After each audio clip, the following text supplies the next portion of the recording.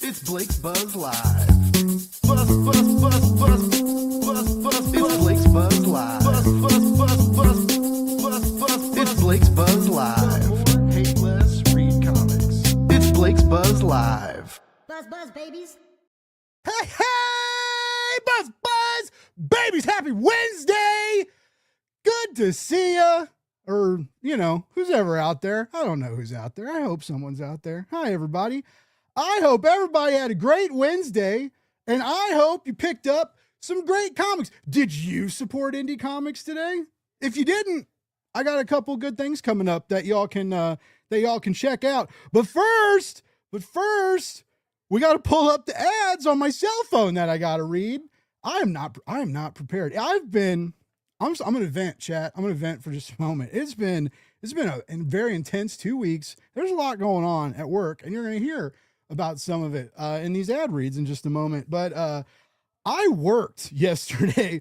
My alarm went. I got up. I was going to get up at 5, and I didn't. I got up at 6:15. I was working by 7:30. I quit working yesterday at 2:30 in the morning. I got done with my day job, my main job at like 11, right? Wrapped up around 11. And then I had to start fucking building a Kickstarter page. And, anyway, so like, I'm a little frazzled, and if I seem a little off kilter, deal with it. I love you. I'm just kidding. Anyway, tonight's show is sponsored by none other than Michael Gecko Adams, who has a new series, Hero out from Keenspot, to keep up with what he's going on. And you want to keep up with what he's got going on, babies. Get on over to geckoadams.com or tell your shops to put this bad member jammer on your pull list. It is a great book. It's super funny. The art is super amazing. Good message behind it. If for some reason your shop can't get it, you click in the show notes and you go to the Keenspot shop and you order yourself a copy. By the way, every book we talk about tonight, you go to the show notes, you can find a link, you can click and find a way to support that amazing creator. You know about some other amazing creators? They're all on Negative Burn. Everybody who's amazing in comics is in this anthology. It is amazing. It's been away for decades. It's back with a vengeance and an amazing creator list, an amazing series of covers that you can also get in metal covers. Hit that QR code or use the link in the show notes. We've been working on this so hard at work. Desperado Books, Joe Pruitt, he's back in the scene, back into comics, doing really cool stuff.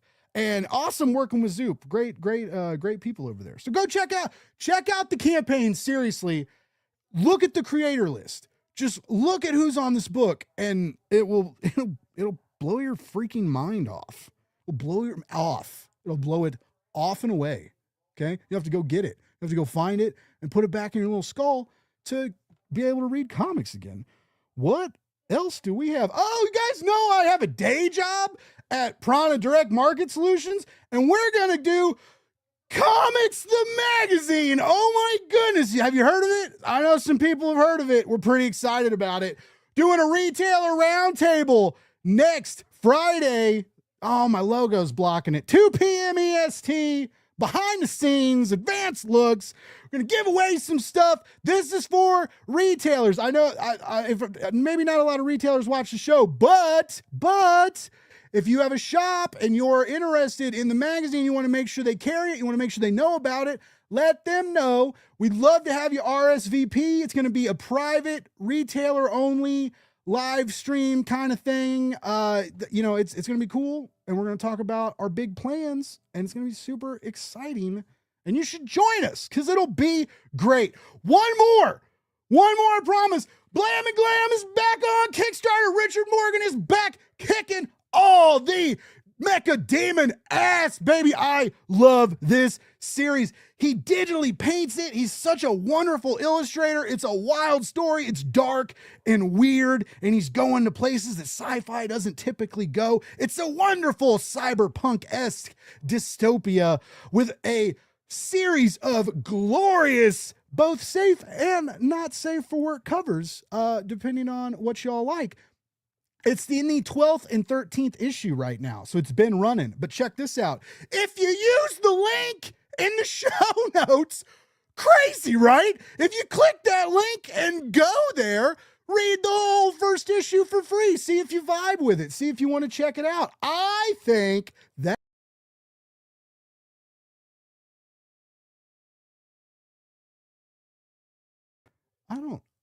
I'm hitting all the wrong buttons. All right, so you know what else is pretty cool, chat? We got some cool creators in here, and I'm really stoked to bring them out. First one, I met this person on the internet recently. We have commented, chat a few times. They mentioned wanting to come on the show months and months ago, and I made them wait, and I forgot about it, and I made them wait some more. But you know what? We're happy to have them here. Let's bring out a brand new indie creator with a brand new book to talk about. It's AJ Lynch. What is up, AJ? Welcome to Breaks and Buzz. Hey, it's great to be here finally. Thank you for dealing with my cluster.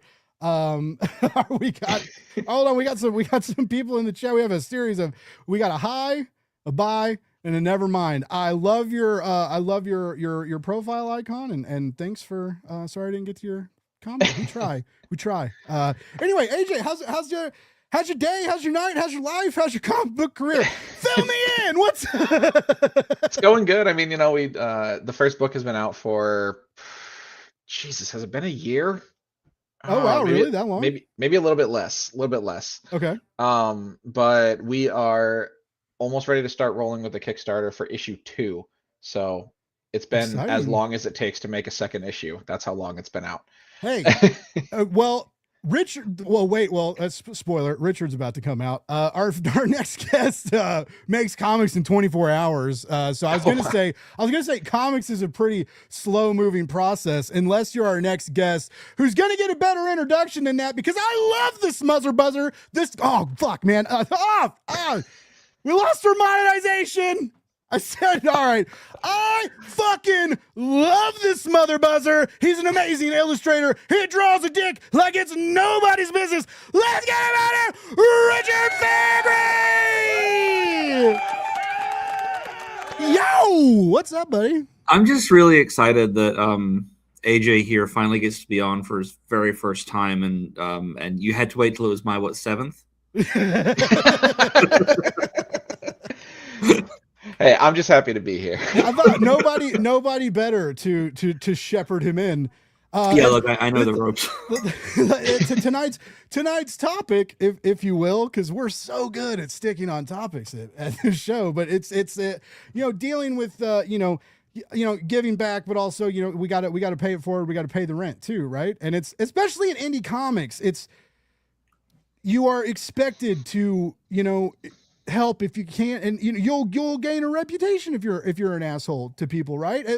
You can be kind of an asshole, but not. It's such a small indie comic circle, right? So I'm not saying you should be nice to people so that other comic book professionals will like you.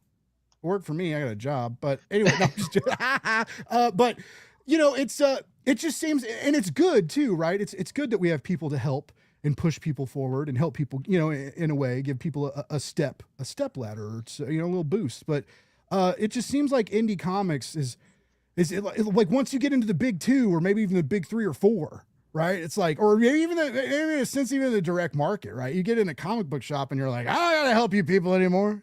Like, get away from me, you indie weirdo, you crowdfunder. No. How did you turn crowdfunder into a slur so easily? I'm white. We do this naturally, man. I'm trying to. Sorry. It's in our, like, I wish we weren't good at it. I don't. It's just. But no, seriously, the indie comic scene is like full of so many nice people. Yes. And being new to it, having only one book out, I mean, I wouldn't have even been able to get that one book out if I didn't get a bunch of support from tons of like already established creators. I mean, shout outs to like Byron and the Comic Book Yeti guys and stuff. Those guys kind of I don't want to say took me under their wing, but I can't think of a better phrase. So that's what they did. And, kind of just like gave me advice and like a little bit of push that I needed to figure out how to get my book out there. And now I'm working on the second one. So definitely big thanks to the indie comics community there for sure. Richard, like when you, I know you've had a very storied career and but did you have any kind of stepping stones or help when is everybody frozen? I have no idea what's happening. I'm not frozen. I'm not frozen. Are you hearing us? Okay, good. All right. Like it's funny. I've written about this before, but like I've always wanted a mentor and never had one. But like, I started this so young, and I started this far, far away in a country with very little comics to speak of. And so I kind of did have to like really carve my own way through, and it was really fucking hard, and it was really tiring. And one thing that the thing I discovered early is that the smaller a scene is, or the less money that is involved with any kind of creative endeavor, the more fervently people will fight for it. Because like when we're always being told that what we do is silly, which it is, we need to make it feel serious by like quibbling over 45 cents.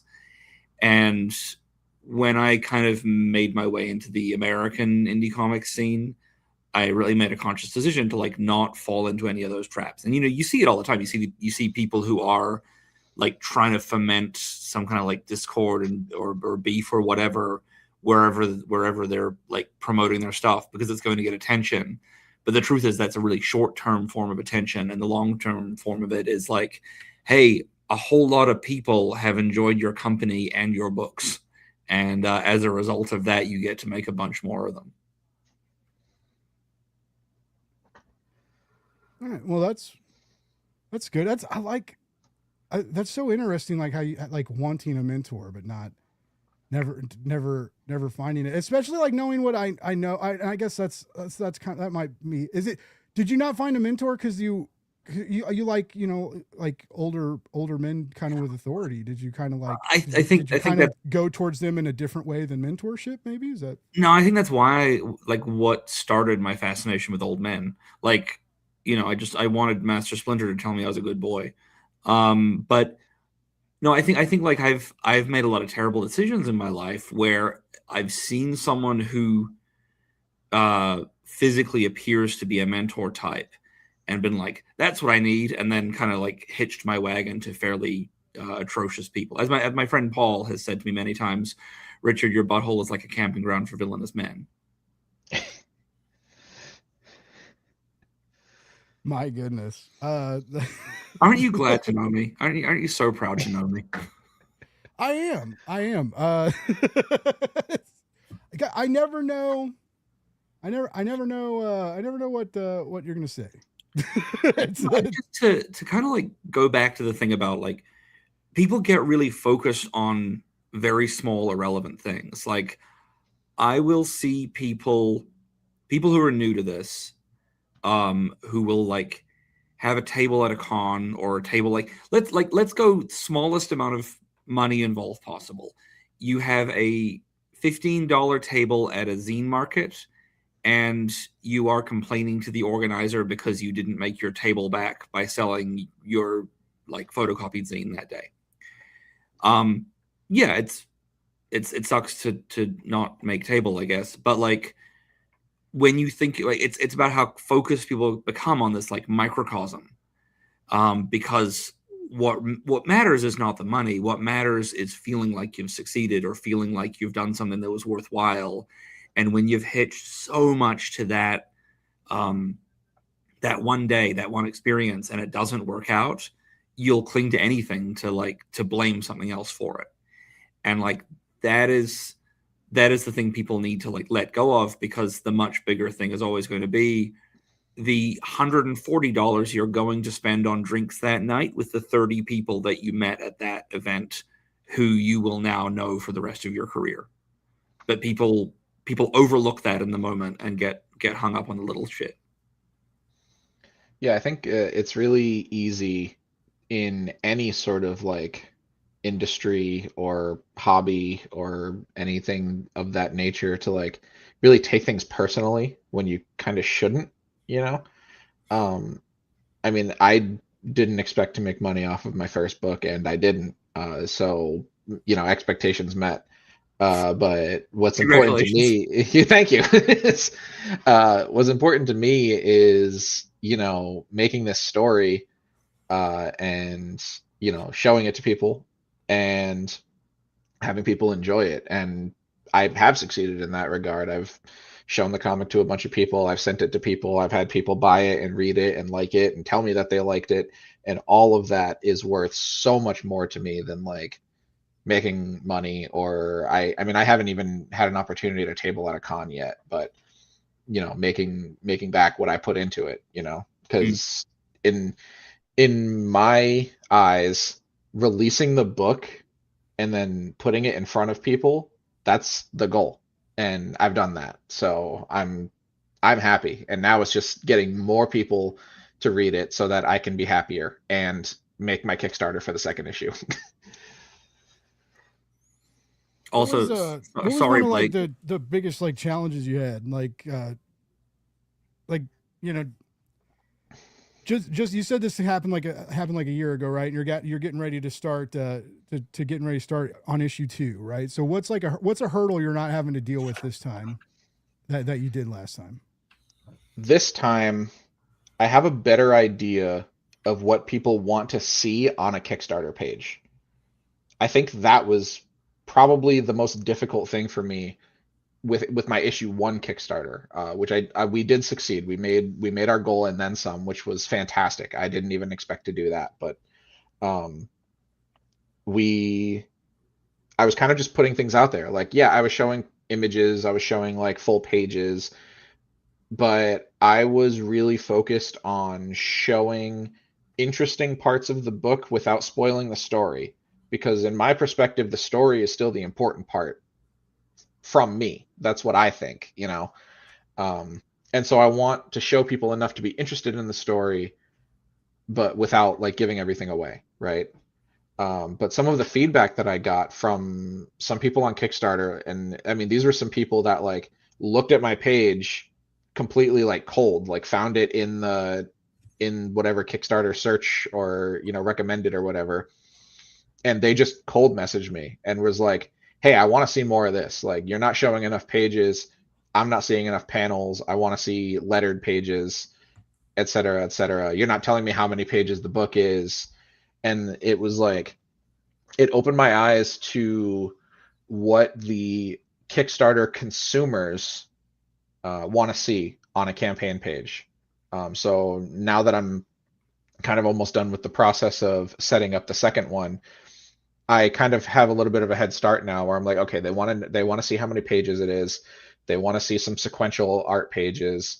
I'm probably still not going to show you lettered pages because I don't want to spoil my story. I'm still holding on to that, which I might regret, but you know,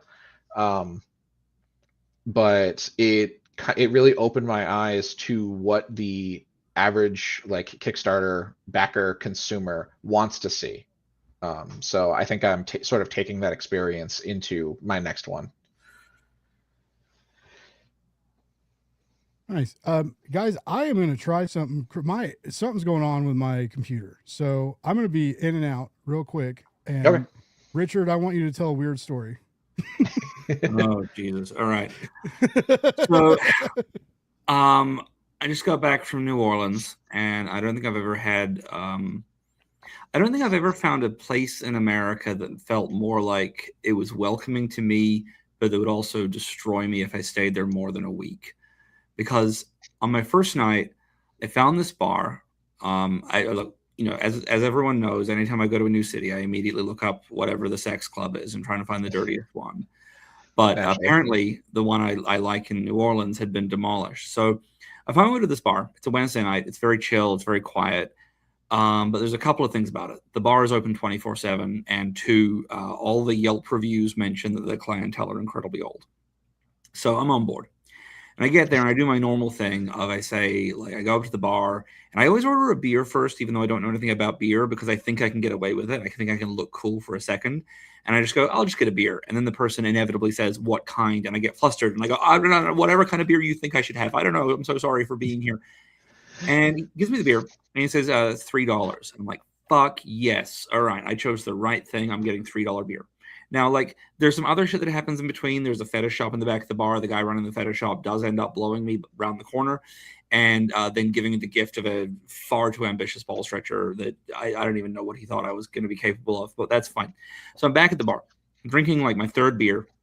This old man starts talking to me out of nowhere about World War II museums. And I'm like, I'm on board because, like, I have been to a lot of World War II museums in my travels. And so I get to, like, fully, and he's overwhelmed. He's like, I've never met someone else who cares about World War II museums. So I'm just having, like, a grand old time. This older woman who's like a friend of the bartender overhears us, comes over and says, I'd really like you to see how the inside of my brain works. Do you want to come to my place? I was like, absolutely. So we walk to her place. She opens the door and every single room has just been turned into like a crazy, like, art making space. Everything's just like piles of paint, canvases, pens, paper, everything, every single room. Shakes me through the whole house, shows me all like the weirdest art shit she has, including like pieces that she's incredibly resentful of the creators now, but still wants to keep because she loves the work, and like starts going into how complicated that is. I'm like, this is fantastic. We get talking. Turns out she owns like my favorite bar in Seattle and now wants me to do dicks for the bathroom there, which is just fantastic for me. We go back to the bar. I sit back down with World War II guy, and he orders a very nice whiskey. And the bartender says, that'll be $3. And I'm like, holy shit, every drink here is $3. Now, this was a quiet night. This was a Wednesday. I get back there on the Friday. It's just a full-on fuckfest on the back patio. I was in New Orleans for 5 nights in total, and I spent 34 hours at this bar.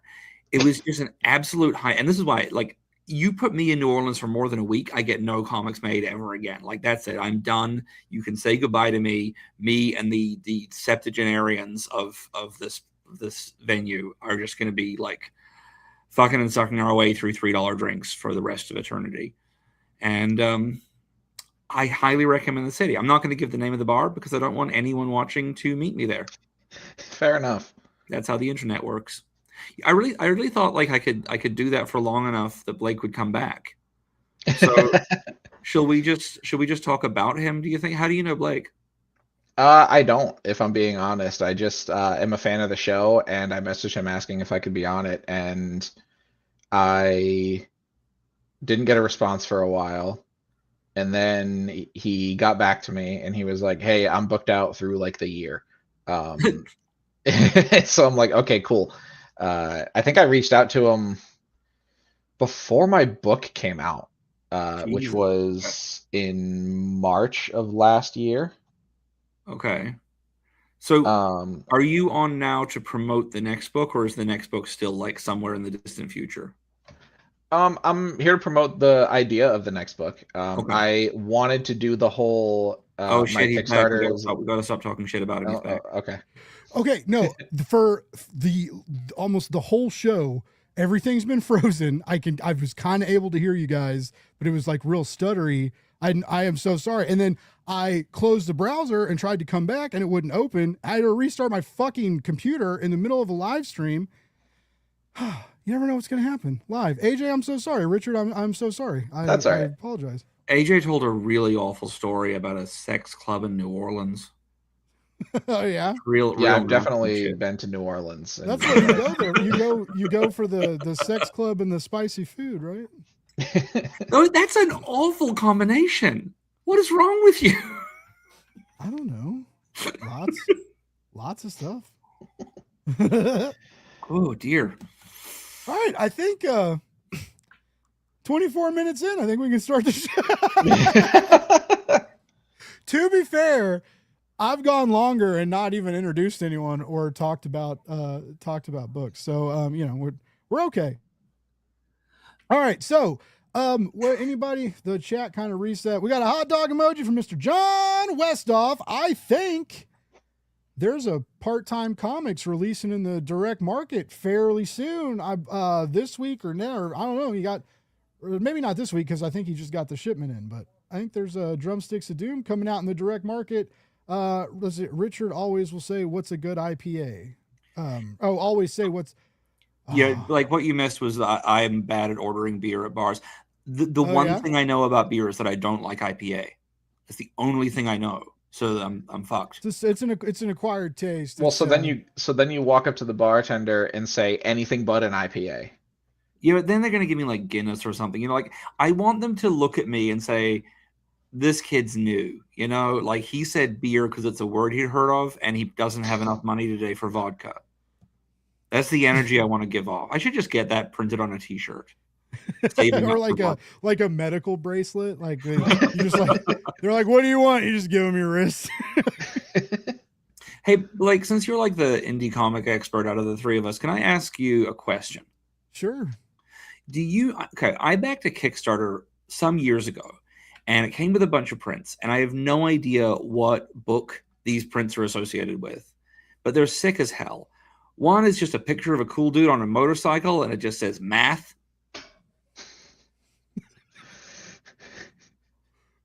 Any idea? No. Oh, man. How long ago was this? I have sometime between 2020 and now, and I have like 3 prints from this. That's the one that I remember the most because it's in my drinking room. But the room for memories. But it's they're all kind of like school based, kind of like school is cool kind of vibes, but like very like radical drawings. Okay. Yeah. If anyone knows, and if anyone watches this stream and knows, just message me. Yeah, because I have a lot of prints myself, and I have a lot of weird ones from like Magnetic Press because they used to send you like 20. Like you like back at like every stretch goal, they'd be like, "Here's 5 more prints." Like, what the hell am I gonna do with these? And they'd come on like pretty nice, almost cardstock. Like they were on nice. Anyway, I got so much of that shit. And I got stickers. I don't use stickers. I'm weird about like I know I could put stickers on this, but like when you put water in here, and I know water's not supposed to come out of here, but there's water and it does get wet sometimes. Sometimes you slip filling it up. Sometimes you drop it. Sometimes you're going to the car between rains. This is what we're here to talk about tonight, folks, is fucking stickers. Well, maybe people who run Kickstarter should have some fucking vinyl stickers that are waterproof. Yeah. Can we have better stickers, please? Yeah, this is how you announce. You put the shittiest stickers you can on your water bottle. You be a big sloppy wet boy, as we know you like to be. And you show these damaged ass stickers with a little sign being like, "Don't back this person's campaign. Their stickers are garbage." This is precisely why I canceled my stickers from my first campaign. Oh, really? Because I knew that. No, I canceled them because we had some backers withdraw and we couldn't make the budget anymore. But I'm going to say it's because I knew that Blake wouldn't put my stickers on his mug. No one will put these on a Yeti. I've only made stickers a couple of times, but my greatest sticker success is for Haunted Hill, for the one you can see the poster up in the background with the fingers in the donut. Mm-hmm. I did a sticker of a donut that just said on it, "Put your fingers in my hole." And I remember that. Those were great. Have I told you the story about the old man in Cleveland last year? No. So this man walks up to my table, looks at the sticker, laughs, walks away. Comes back about 10 minutes later, asks about the books. I tell him about the various books. He buys some books, and then he's about to leave, and he says, "Can I have a sticker?" I was like, "Yeah, sure." So I give him a sticker, and he goes, he's asking about my second memoir, Ambitious Failures. And I tell him all about it. It's the one where they thought I had cancer. There's a lump in my neck that I thought was cancer. It turns out to be scar tissue from giving too many blowjobs. And he goes, "Oh, can I feel the lump?" So I'm like, "Sure." So I take his hand and I rub it on the lump. And he like locks eyes with me, takes my other hand, puts it behind his head, and my fingers go like one knuckle deep in. and he leans forward and he says, "Brain tumor removed a few weeks ago." And then he looks me right dead in the eye and says, "You got your fingers in my hole now, boy." And then looks away wistfully and says, "My wife hates putting her fingers in my hole." And then just disappeared into the night. It was just like, it was one of the most, like, that man saw me and understood me wordlessly and knew that I would be 100% down for what he was offering.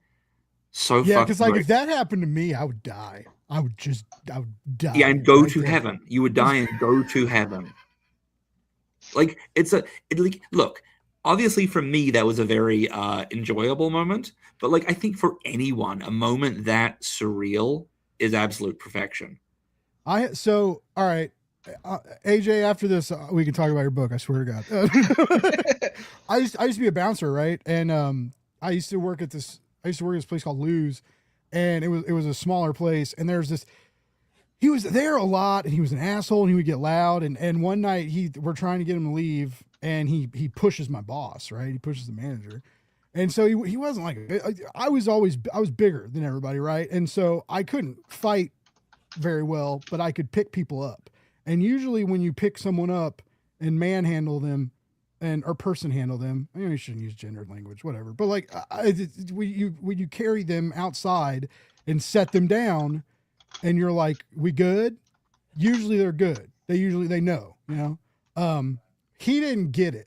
Right. So like, he's like clawing me and trying to hit me while I'm walking him outside, and I have to, like, the only thing I can do is like squeeze him closer so he can't hit me as bad, right? So I'm like waddling out with this dude, and we get out there and he gets me with an elbow, and I get mad, and I was like, "Fuck you," and I like threw him, and his head like hit the ground, like, and it made this. All right, when you drop a beer bottle and it doesn't shatter, it makes that weird pop sound. That glass pop sound. That's what his skull made. It like hit the concrete and made this pop sound. And he's like laying there, like staring at the sky, right? Because we're like out on the patio. And I was like, I knew something. And then like the blood started coming out from behind his hat. And I was like, oh, fuck. And then like, I'm like about to puke because I'm like, oh, I just killed a guy.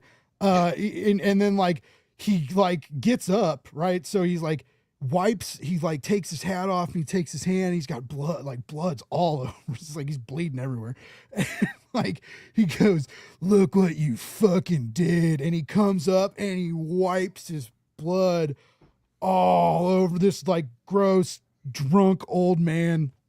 That's the closest I have to a story anywhere. That's close. Awful. That I told a delightful story about fingering an old man's hole on the show floor of Cleveland Fan Expo, and you had to get nasty. Anyway. Oh yeah, that's why I don't miss the bar days. I do. I'm every now and then I'm like, I'm lonely. I miss going out. Like, because you were never lonely at the bar. Yeah, like, but it was like faux friendship, right? It was like industry camaraderie that dies as soon as you leave the bar or get fired or find a different job, whatever. But like sometimes I'm like, I miss the noise and I miss all that. And I'm like, no, I don't. Like, I don't miss getting hit in the face. I don't miss like, I don't miss all the, like, so much drama, so much crazy drama. And then like, you have to like pick sides and stuff. And it's like, there's like mom and dad bartender, and there's like when the world is full of ridiculous politics and you have to worry about like the bar politics too. It's nuts. It's a very weird, incestuous industry, but I had so much fun for about 7 years. But like, I don't know, it's like, it kills you. It like destroys you. Like 2 people I worked with that like after I left have died. Like one from like 2 drug overdoses and one Now, like liver failure. AJ, Blake has a heart out, so stop distracting him and talk about your book. Yes. All right. So let's go into which, by the way, links in the description. It's on both comics.one and global. But hit us with this this new indie phenomenon that we all need to check out. AJ, what's your con table pitch? So Gunsmoke Icarus is like one of those stories that I like spent way too much time both reading and watching Black Lagoon and Cyberpunk Edge Runners like back to back, and I was like, oh my god, I need to do this. She looks like the Black Lagoon. I got the vibes because I love Black Lagoon. All right. When I was designing Shion, the protagonist, I told Dante, the artist, that I wanted people to look at her and look at the cover, which is on this poster that's mostly covered by Blake's logo, but you can click the link in the thing and see the book anyway. But there you go. There. I wanted people to look at this cover and be like, oh yeah, they like Black Lagoon. And I love the cover, like the color, the use of space, like it's a sick cover. Yeah, Dante is a fantastic artist, and you can find his socials in the link tree that's down there as well. It's not just mine down there; his is on there as well.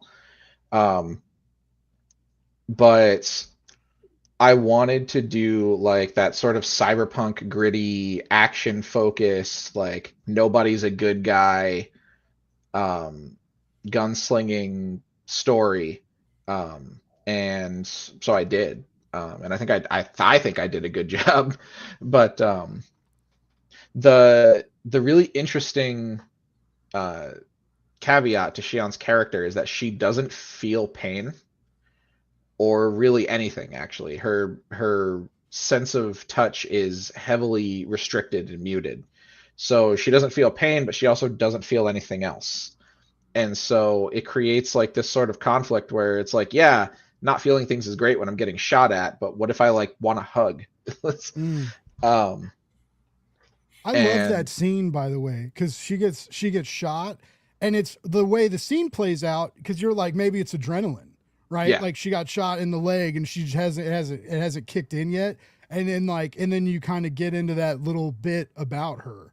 And like there's like this kind of, I don't know, like I like the little bit of like vulnerability and characterization you threw in, and that was like it was a good moment. I liked it was a good way to put some I put some appreciate flesh on the that. bones. Yeah. I really try to make it a point to not just like say stuff at the reader. I want the characters to like experience the thing on the page and then let the reader sort of figure it out from there, right?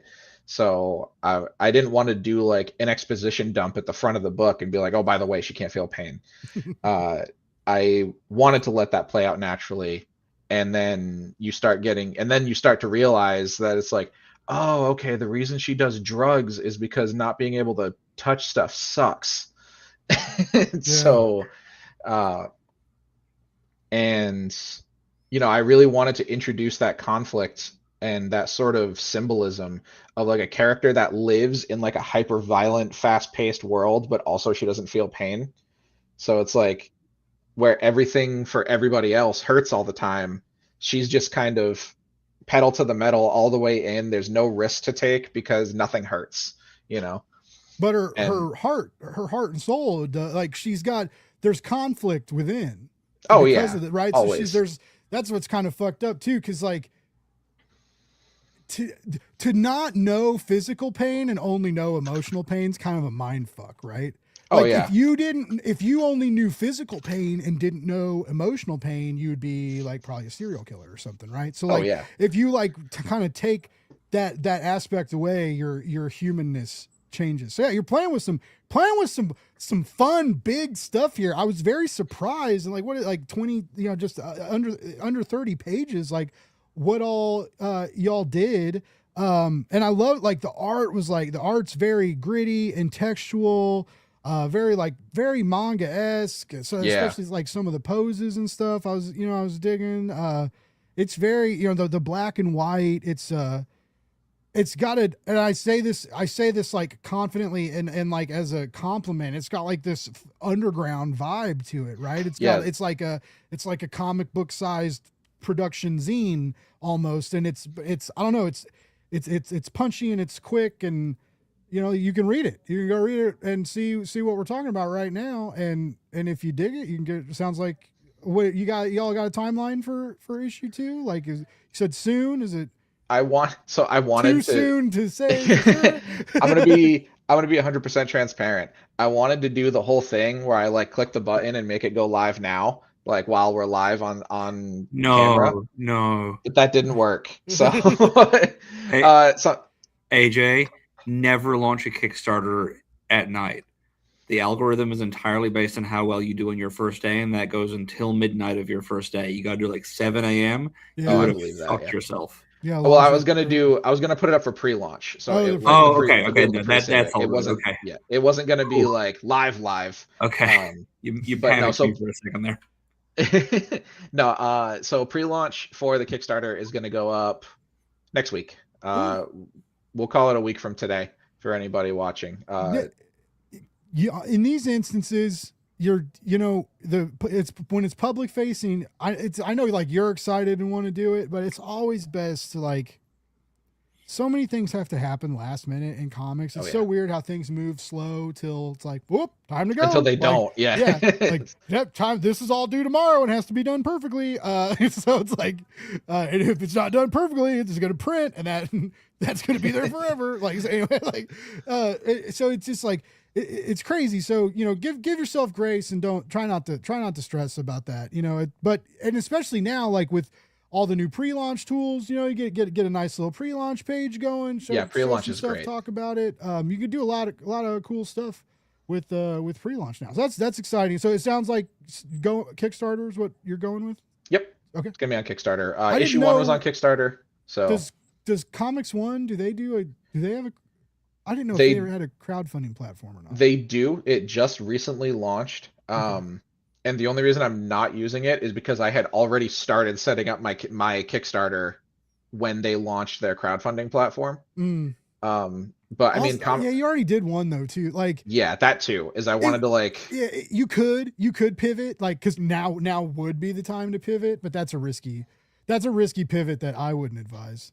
Yeah, You I know, also like I have a bunch Not of to people. talk any shame on that platform. It's hard to build an audience, and if you have one successful campaign under your belt, that second campaign is just a little bit easier. If you move to a different platform, that ease is gone. Then you got to get all those other people to follow you. So it's just a little tricky. Yeah, that was exactly my thought process. Comics One is great. The people that run it are super cool. I've been in direct contact with the people that own and operate the platform. They've done a lot for me as like getting my book on there and helping me set up with. They have print on demand now, which you can get my book print on demand through Comics.one, Nice. which is currently the only way to get a physical copy. Print on demand is it's interesting. I know Wellspring's going all in on it, and yep, that is who it's through. Comics One Nice. has the partnership with Comics Wellspring. Oh, cool. So yeah. What are your thoughts on that, Richard? You got, I mean, as someone who can build and produce and launch a comic in days, I've seen you do it. I've heard you talk about it.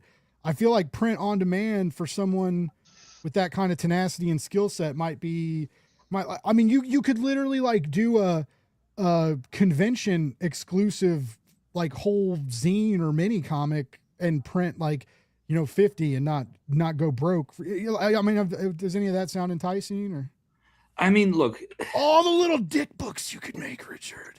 Yeah, but Oh, you the know, little dick do you know books. how quickly I make those dick books, man? I find that the print on demand stuff is just like, for the numbers that I'm doing, is prohibitively expensive. Oh, okay. Like I'm not printing less than 1,000 of anything, so like the print on demand is really great. Where it's really good. It's really good if you want to do like a very limited edition variant cover. Then it can be great.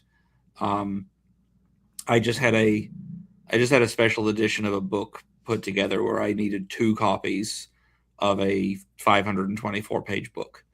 And unfortunately, none of the print on demand places could accommodate that. So I had to pay an exorbitant amount of money through Mixam to get those 2 books made in time. I make good decisions, but that one's not for money. That's for another thing. I do need to like look at my back catalog and say, like, I've got 343 books now. I should, like, there's 30 of them that are still available from me at shows. I should probably look at putting some of the other ones up on, like, Kindle Direct or whatever, and then do the Amazon print on demand thing so that people can actually buy them. But for me, it just comes down to time. Like that, I'm living full time at my office for the next 3 weeks to try and get this book finished. I've bulk ordered bottled water and microwave meals, and what are your artist struggle microwave meals? What are you eating? I really like the Crave mac and cheese. I really like Trader Joe's taquitos, the chicken and cheese ones. I'm embarrassingly a huge fan of microwavable buffalo wings. The key is you have to microwave them for twice as long as they say, and 2 minutes before it finishes, open that door and put on some of your own buffalo sauce. I bought a half gallon of buffalo sauce as well. So and then it cooks the sauce into it, so they stay a little bit juicy, but you get like kind of almost a crispy chicken vibe to them. Not an air fryer guy? I wouldn't have an air fryer in my office. It's all microwave. Think of all the possibilities. Yeah, but where would I put it? You could tell everyone about it? I could tell everyone about it. Yeah. You got to talk about your air fryer when you get an air fryer. Like, I already have irritable bowel. I have a topic. No, I know that I need to do these things, but it's the same as like I need to set up a Threadless account and have like fucking dick t-shirts available. I need the time to do it. I need to get enamel pins made. I need to get stickers made. But I'm already fulfilling 12 Kickstarters a year and making the hardest art I've ever made and drawing at least 10 dicks every day. So it'll happen one day as soon as I get my head above water.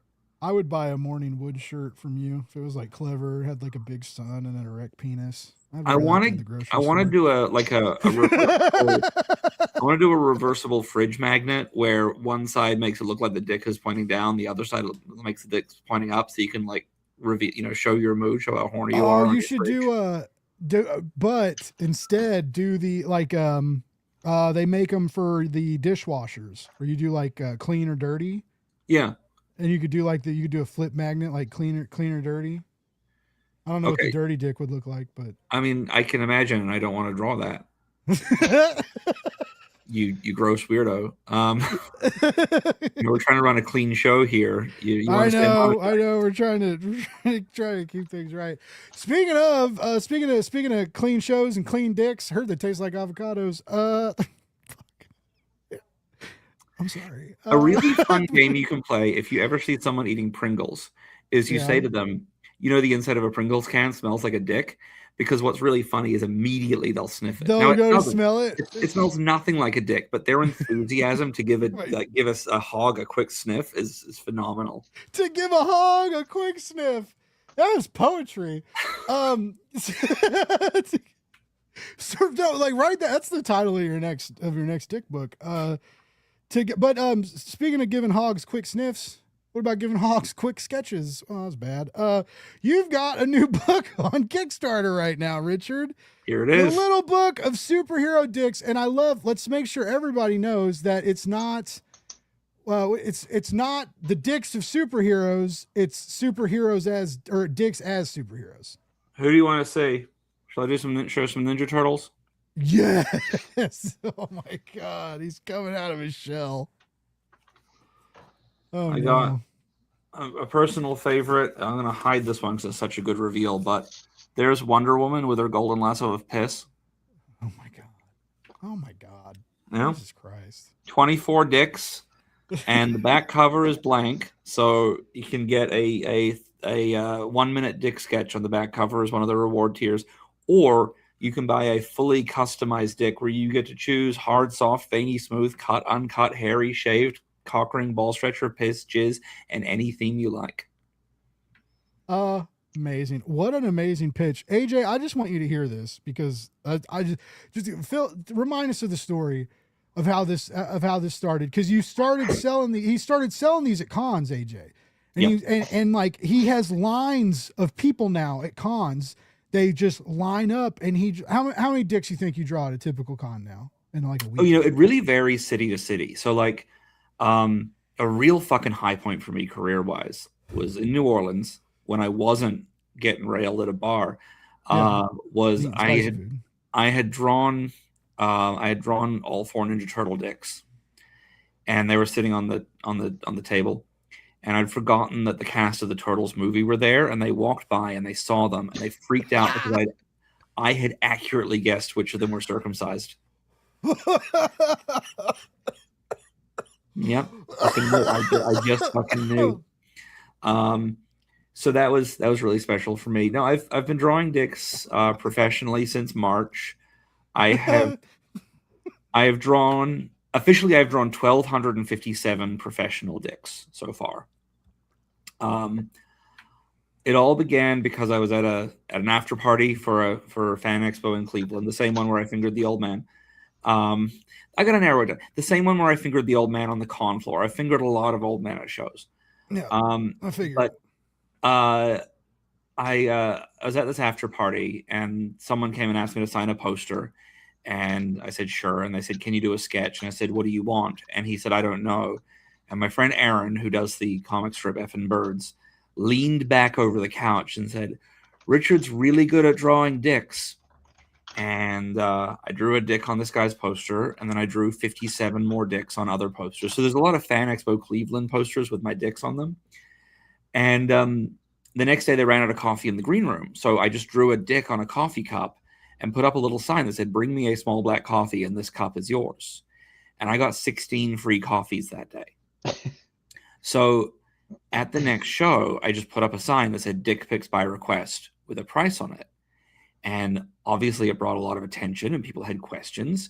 And I was able to like lift the sign and reveal some dicks that I'd pre-drawn behind it. But I sold 93 dicks at the first show. And I was like, shit, this is it. Like, this is the fucking easiest money I'll ever make in my life. And the thing is, what I've realized is people are looking for a dick pic they can be proud of for a change. And I draw these things with love because I've never seen a dick I don't like. And, you know, I've got 28 years of pretty intense research behind it. So are you selling all these for like, they're all like 20, are they still all like 25? It depends on like what the dick is. So like on the Kickstarter, I got like a $30 custom dick thing. Cause you know, if I'm doing them at home in the or in the office, in the studio, whatever, I can put a lot more into them. If I'm doing a quick sketch at a show, I'll do it for 20 or 25. So it varies. And then like sometimes if people are looking for really specific custom stuff outside of the Kickstarter campaigns, I'll charge a little more. If people are looking for something a bit bigger. But yeah, you know, they're reasonably priced dicks because it makes me really happy to draw them. Dude, I think it's a fucking deal because it's a sketch. It's art. Hold on. I'm not a good mathematician. What'd you say? You said like 93 times 25. That's $2,300 at a con. Mm-hmm. Like just on, that's phenomenal. And there's now, you know, just theoretically, like some of those people, they're going to buy a dick. You're going to make them laugh. You're going to tell them a story, and they're going to end up buying like a book or two as well. So like, I mean, when you're tabling at a con, is it like, are you killing it? I know you have, like, I know you've done like the steak and lobster dinner. You know, you were like, one time you told me like, you guys were like, we're going to take all the money we make at the table tonight and just go out and blow it at dinner or something or like that. Right. And you told me a story, something like that. And, but I mean, is every con like that typically for you now? So I make almost my entire living at cons. And kind of always have. Like I've been doing this a long fucking time. And I do 30 cons a year usually. Internationally too, y'all. Like he goes everywhere. But like basically at this point, dicks have become about 40% of my income since March. Wow. So, you know, obviously like it's shifted. Some people who would have bought one thing from me are now buying a dick book or a dick instead of another thing as their first try. But I've also had like a pretty steady increase in customers because people are pretty excited by the dicks.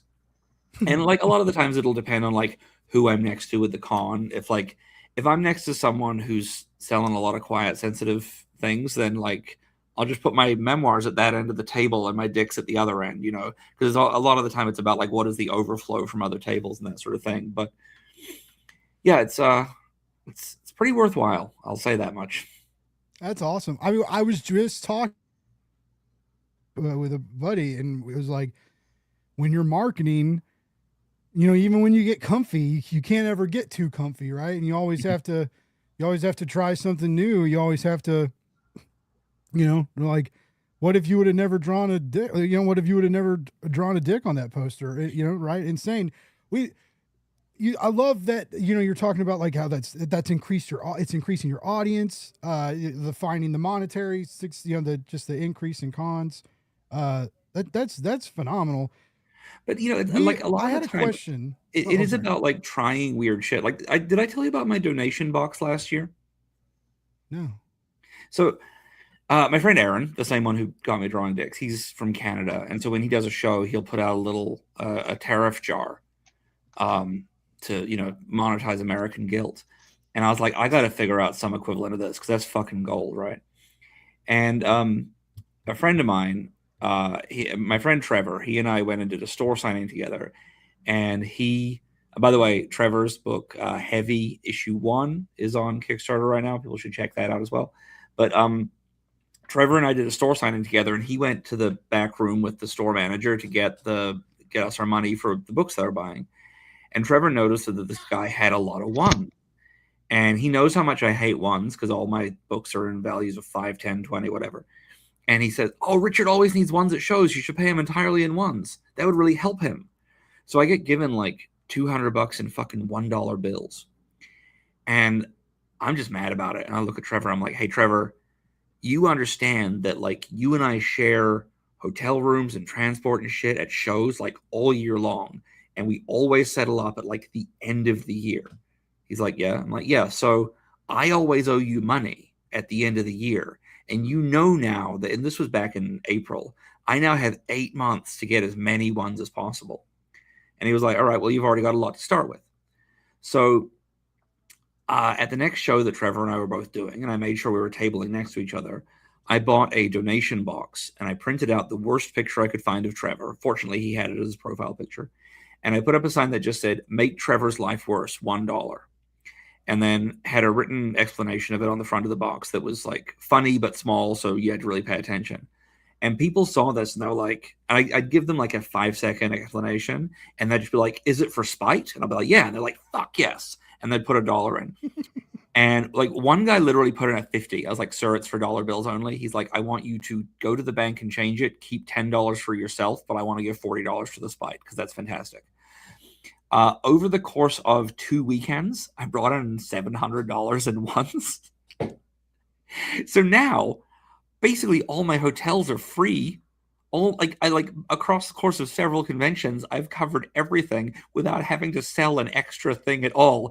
And I get to pay Trevor back by putting all those ones into a fucking money gun and shooting him at a hotel in England because it's the most inconvenient place to give someone American ones. That's marketing.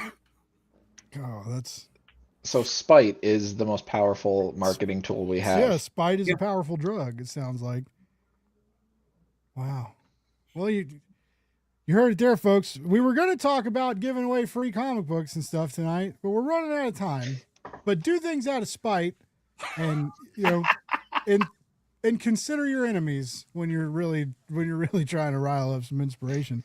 I want to know, because I had so much fun talking to you all tonight. And again, I'm so sorry for the technical difficulties. I was going to say that's never happened before, but it has. I have knocked over lights. I've unplugged computers. I've done some.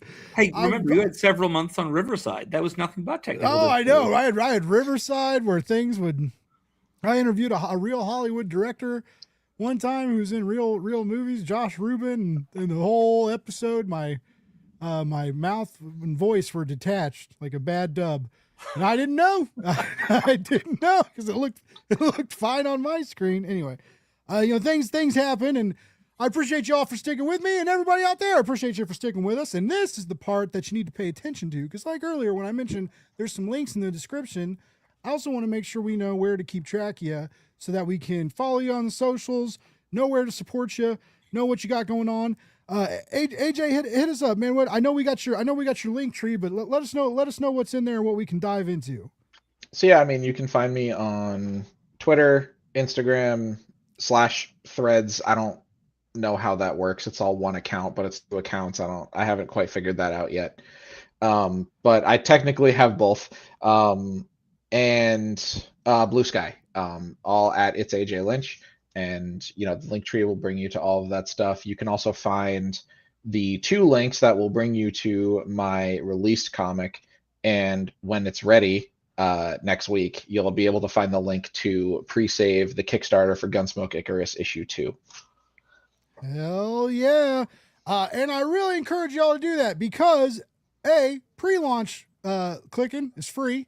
Supporting indie comics is awesome. And anything you can do, like Richard said, that first day is so important. So you want to launch early, you want to launch strong. Having a nice little follower count so all those emails go out, you got people excited about it. It's really cool. So when that link launches, don't be a little doo-doo face. You click AJ's link, you go follow AJ's comic. Sound good? Sounds good to me. Sounds good to me. It's all, but for real, it's cool. It's got cool. Like I said, like gritty manga vibes. It's fast and it's punchy. And you should check it out. And I love that cover. And I like, man, you got issue 2's got a lot to live up. You got excited to see the issue 2 cover.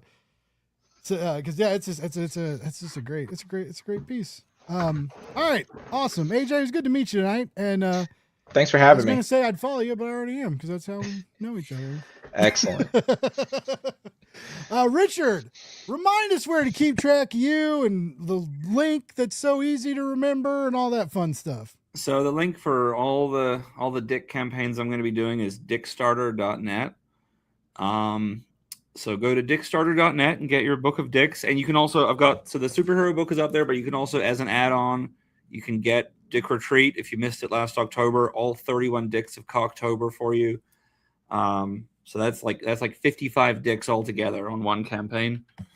And then Dicks by Richard on Blue Sky, and kickrichard.com for all my other Kickstarter stuff where I put out, every other fucking book I do, which is most years it's like 20 books. This year it's going to be a little less just because I got an enormous project that I'm working on that I'm having to like hold back on for a couple of months to release all in its best possible form.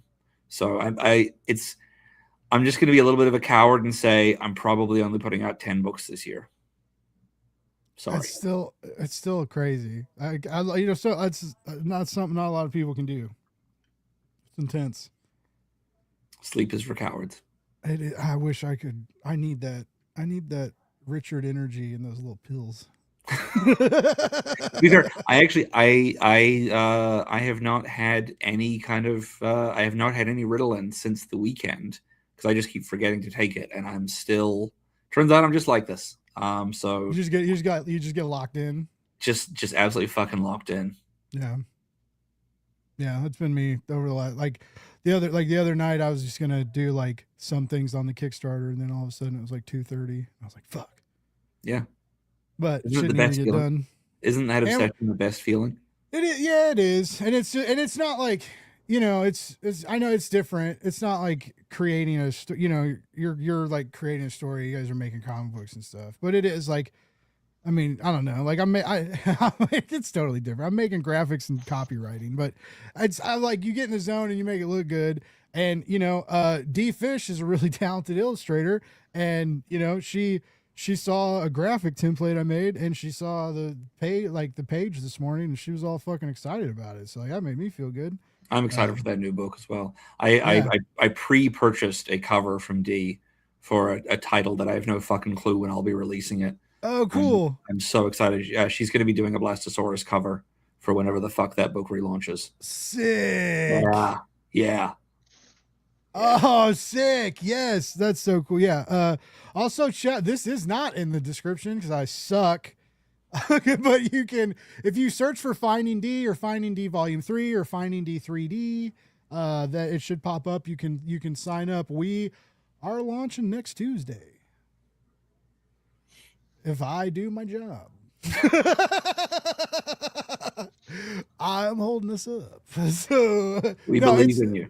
No, yeah, it's Like D even said, it's better to do it right. And because this time we're like, I made like a launch doc and we approved it. I don't know, I was trying to do shit. Because sometimes I'm making these campaigns and like you said, Richard, you make them the day of and you're kind of like, oh, I need this reward and oh, I need this. So, and like shit gets forgotten, or you like delete something somewhere, but don't delete it somewhere else. And then 20 people buy a book they weren't supposed to buy. That happened. Yep. Look, I started, I like threw together a kind of rough version of the latest Dick campaign 2 weeks ago, and just so I could have the pre-launch live, and then went and did like 2 conventions and a bunch of other travel and other things, and completely forgot until like literally yesterday morning at 4 a.m. that I actually had not built the campaign at all. Oh, and shit. just had to like haul ass and like, to my computer and just get the fuck to work. And I launched at 6 a.m. So it all worked out. Oh yeah. It can be done. What sucks though, is it's just, you don't want people to know you can do that. Cause then your boss finds out like, we can build a Kickstarter page in 2 days if we have to. And it's like, this is why I remain happily unemployable. Anyway, that's my advice. And like I said, same to you, AJ. Like I said, like get the pre-launch page looking good. Take your time, go over it, make sure the links work. It's just like, you forget, you get excited, or you look at the same damn thing a million times because it's you working on your own deal, and then you look at it so long you don't see stuff right anymore. So yeah, just take your time with it. That's and you already know, but for the people listening, I fucked up and vanished for 7 minutes or whatever tonight, so I gotta pretend to be smart and drop some knowledge at the end of this thing. Again, I want to thank you guys for coming. Both Richard, you're always welcome back. AJ, you let me know when we'll get you back when you guys are like either right before launch or around launch time. Yeah, for sure. I'll keep you posted. And you can remind us of issue 2. And we can get people stoked for it. Other than that, everybody, thank you for dealing with my technical difficulties tonight. I sure do apologize. Hopefully next week will be a little bit easier. Got some fun guests next week. It's gonna be fun. I got some fun people hitting me up for the show, and I just remembered that Anthony is gonna be on the show, and I'm gonna be in California because I'm going to Comics Pro. All right, well. It's Comics for next week? No, it's in February. Oh Jesus. Okay. Yeah, no, it's. I thought it was. I thought I was in New Zealand for Comics Pro. Are you going to be at Comics Pro? No, I'm not. I'm in New Zealand during it because I'm in California right now, and I'm quite bummed. Okay, well, we got to make sure because I think then Comics Pro might conflict with the next time I'm going to be on this show. So we might need to delay that by a week or something. Yeah, I'll have to. I keep forgetting. It's all right. The last time someone told me they were going to fly me to California for work in comics, I got fucking fired. So when people are telling me now that they're gonna they're like, Blake, we're gonna dress you up and get you, I'm like, sure, okay. And then but now I guess it's actually happening. And so I just was kind of like. I was like, okay, cool. Cause I'm going to I'm going to C2E2 as well. That got confirmed today too. So yeah, anyway, look at you. This is the year that I'm going to I'm going to cons as a pro, not as press. I'm pretty. Hey Blake, I need to ask this. Do you have the appropriate ID for an airport? I do. Okay. Just making sure. I don't have the new enhanced ID. You got it. There's a, February 1st, they start charging $45 for not having that. Oh wow! Yeah, so no, I have a real ID. I've flown with it. Okay, but there's a new one now called an enhanced ID. Only like 4 or 5 states can get them. And this is you want to get scared? They're like the verbiage of like why you need this ID is to cross state lines. So they're already building IDs that can permit you from state to state travel, which is fucking gnarly. And technically, G. Willow Wilson is how I learned this, by the way. If you know, she was posting about it. They only like 5 states, and it's the only ID that can actually prove your citizenry. Like a real ID only proves status, not citizenry. Jesus. So yeah, it's fucking gnarly. Perfect country, no notes. No notes, right? We're doing great here, y'all. We're doing great. Everything's fine. We're just gonna make comic books, and everything's gonna be great. Anyway, I was a weird way to end this, but yeah, I think I can travel. I can travel safely. All right. I every time I'm at an airport, I see people holding up the line because they don't have their ID, and then I have to wait longer. And I need to get to the lounge to get drunk before a flight. But also, like, I just see people getting charged over and over again. I'm like, we gotta, like, this has not been well advertised. Wow. Yeah. No, that's crazy. Yeah, I have a real ID. You guys want to see it? You guys want to see my driver's license number? No, actually, we would dox it's a joke. you. We would immediately dox you. You should bet social security number. We'd love to see it. Yeah. Anyway, why don't you just say it out loud? Yeah. Well, you only need the last 4, right? No, you don't need the whole thing. Come on. That's a really good point. Right. I'm gonna set up a gas account in your name. Yeah, make my life interesting. It's too boring. All right, I gotta go back to work. Me too. It made me sad. AJ, good to meet you. Blake, this was fun as always. I'm just gonna close the window because it's the easiest way to like get us all out of here. All right. I will see you next time. AJ, it was so good to officially meet you. Everybody have a wonderful night, and we will see you next Wednesday.